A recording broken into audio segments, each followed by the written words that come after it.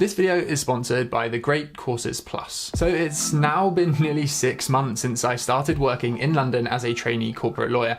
And as I kind of expected going into this, it's been pretty demanding. And so I've been looking for more and more techniques to help me manage my time effectively. I know that time management is something that a lot of people I speak to struggle with, and a lot of you reach out to me quite regularly on Instagram asking me how I manage to balance my busy work life with having a relationship, making these videos, and at least pre-pandemic, having a pretty active social life. And since I started work, I've been looking for some really practical techniques that I can apply to help me manage my time. And I just wanted to basically share the top 10 tips that I've kind of started implementing in my own life. The first 5 that I'm going to share are more mindset based, and then the second 5 will be more actionable things that I do on a day-to-day basis.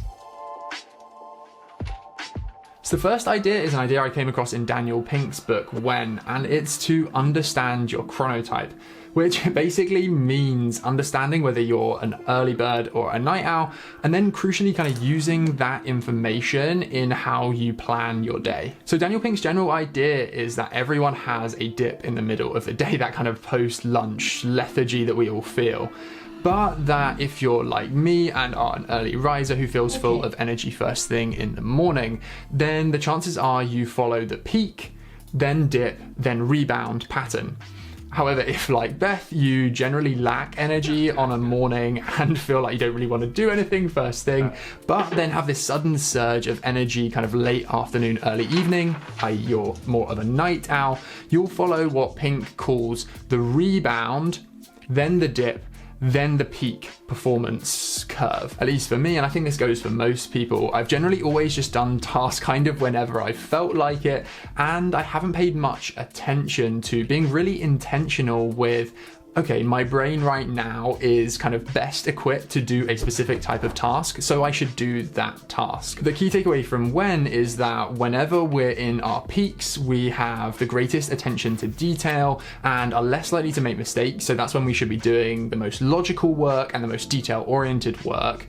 And conversely, when we're in the rebound period, so in the late afternoon, early evening for me, that's when I will potentially make more mistakes, but where I'm in a slightly freer, less constrained mode, and so should do creative work. And the final point here is that during the time between around 2 and 4 p.m, when intelligence, productivity, creativity all dip, we're best off, if at all possible, kind of taking a break during this time, maybe going on a long walk and then returning to work afterwards, or if not, just using this time to do more administrative tasks like filing emails, or I like to just do general reading or research instead of these more creative or really detail-oriented pieces of work. So tip number 2 is to just do it. A catchy little slogan, which I obviously came up with myself, and I see as an evolution of David Allen's 2-minute rule from his book, Getting Things Done. So the 2-minute rule is this idea that if we have a load of tasks that are all going to take 2 minutes or less, we should try and batch those together, doing them all in one go. So you would have a time, for instance, every 2 or 3 days when you do all of these little tasks and kind of knock them off your to-do list. I am still kind of adhering to that, and I do like to try and get these small things done regularly, maybe twice a week. But the broader approach that Beth and I have both been trying to adopt is just do it, in the sense that when something comes to you, a task like buying something for the house or some little thing that needs doing, replying to a message from my mum, rather than kind of moving that to one side in my brain and saying I'll do it later or adding it to my to-do list, actually just doing it there and then and getting it done so it's out of your head and it's not like this baggage that you carry around with you for the rest of the day. The crucial point here is that I'm not at all saying that you should kind of have your day constantly interrupted with these little things like emails coming in or notifications. It's instead that when you're not in this deep state of kind of workflow, you absolutely can kind of say, okay, right, I'm just going to do these little things, get them done, and then I'm much more likely to be able to enter the state of workflow than if I have all these little things floating around in my head. Next, and this is a big one, Beth will tell you for me, is to learn from your mistakes when it comes to estimating the amount of time a task will take. So at the moment, I'm trying to pay much more attention to how long tasks are actually taking and learning from that,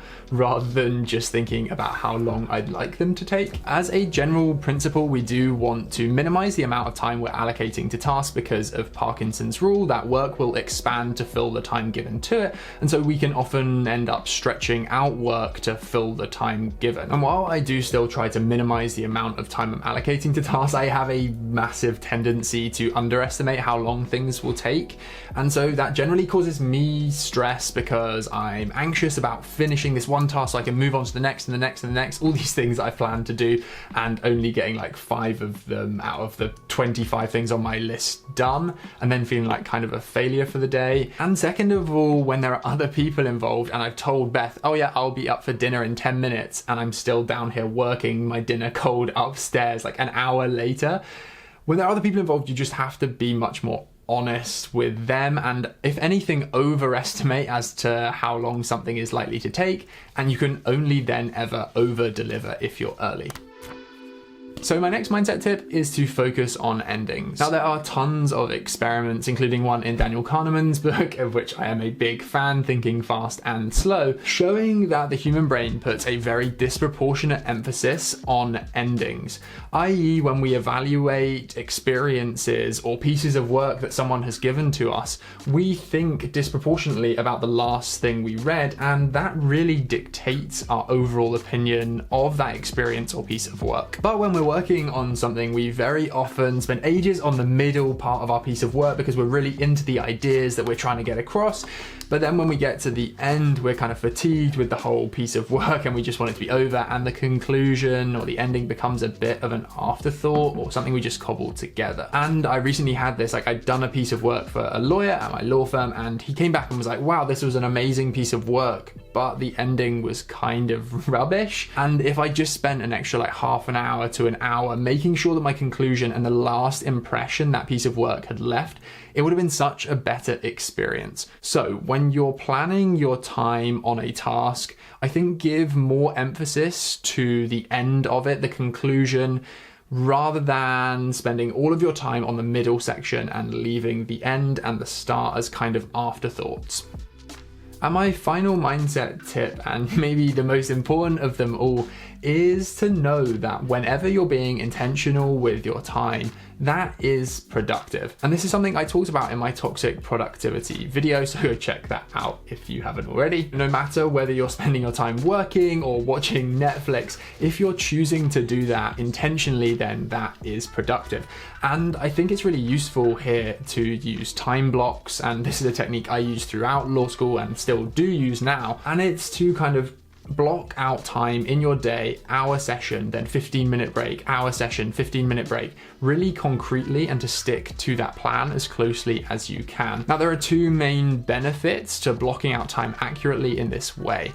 The first is that it kind of motivates you when you're in a work session, you know you only have 15 minutes still to go and then you get your break. And so you'll kind of be that much more productive and motivated to work towards your break. And the second is that then during your break, or when you're, for example, I'm working on my videos rather than doing other work, I can enjoy that downtime or enjoy doing that other work guilt-free in the knowledge that I'd planned to use the time in that way. And yeah, really just enjoy that time. Now moving on to the more kind of practical, tangible things that I'm doing on a day-to-day basis to manage my time.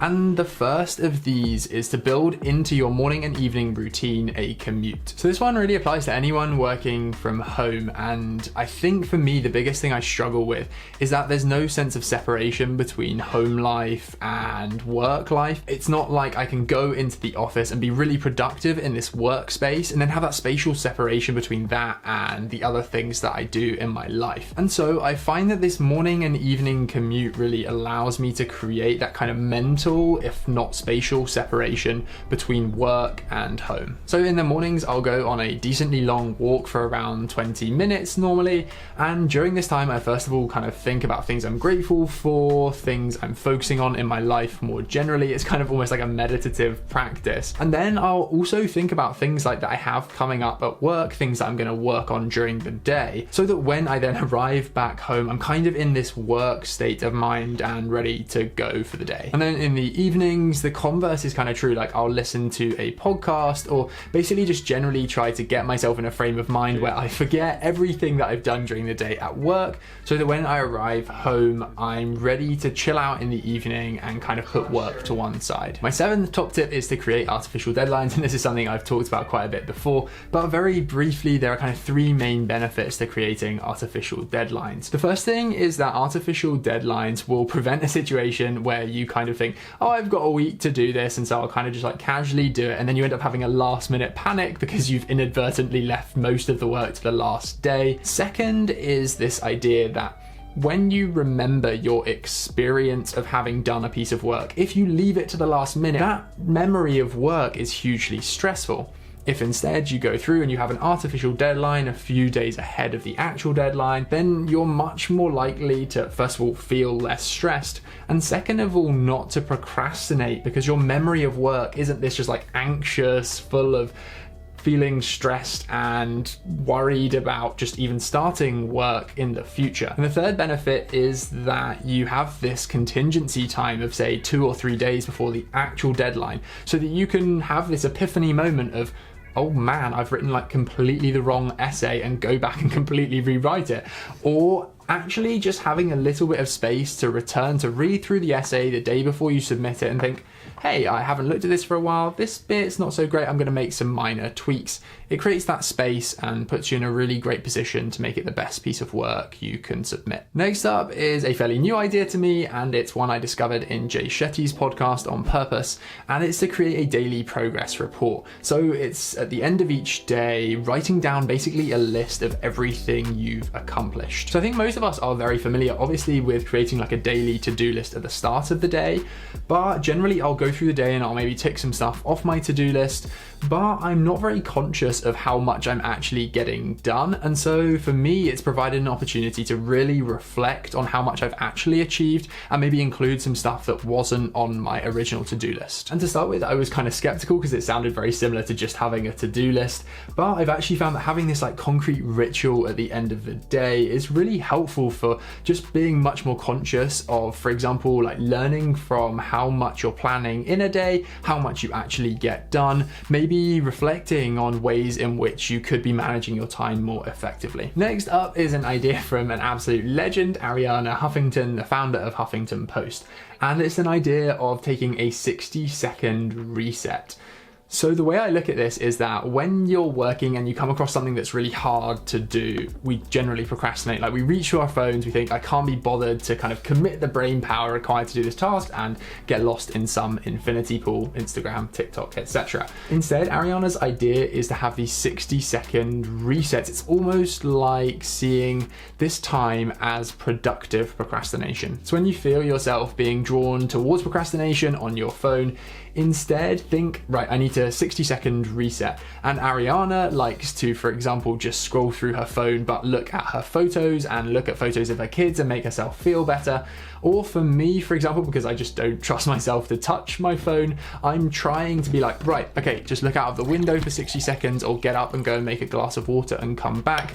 Anything basically to prevent you kind of entering into the infinity pools that are Instagram, TikTok, YouTube, etc., where you can end up watching for potentially hours and suddenly returning to work feeling like, wow, what just happened? So although the pandemic may be changing this, I think most people's general relationship with time is feeling like we don't have enough of it. Like we're kind of constantly up against it, we have more things to do, and therefore when we think about stuff that we should probably be doing, like exercise or even just like calling friends on a regular basis, we feel like we don't have time to do them. But I think the point here, and something I've really been trying to apply to my own life, is that we often radically overestimate the amount of time we're going to have to dedicate to doing something in order for it to make a really significant difference to our lives. So I'm going to make a much more detailed video about micro habits, but it's an idea I just wanted to share in this time management video because it's had a huge impact on my life over the last couple of months.